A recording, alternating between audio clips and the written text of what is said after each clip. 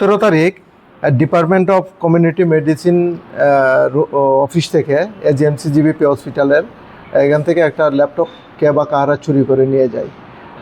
এই বিষয়ে একজন চিকিৎসক আমাদের কাছে কমপ্লেন করলে আমরা একটা সুনির্দিষ্ট মামলা নথিভুক্ত করেছি, যার number 60/2026 under section 329 clause 2 305 clause E BNS দ্বারায়।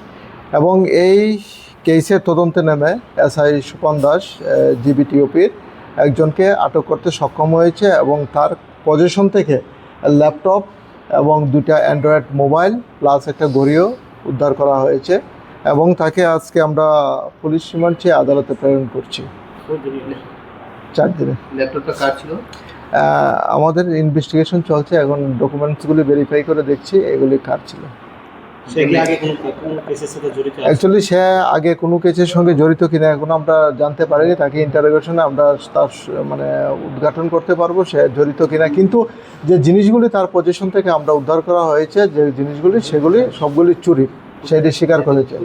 এখন কোথা থেকে চুরি করেছে সে উদ্ধার করেছি তার পজিশন থেকে, আমরা কুঞ্জবন এলাকা।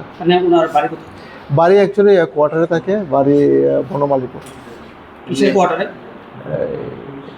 এখানে কুঞ্জবন কোয়ার্টারে থাকে। মানে যে অভিযোগ করছে উনি একজন চিকিৎসক। চিকিৎসকের আমরা তদন্ত করে দেখছি, ডকুমেন্টগুলি ভেরিফিকেশন করে।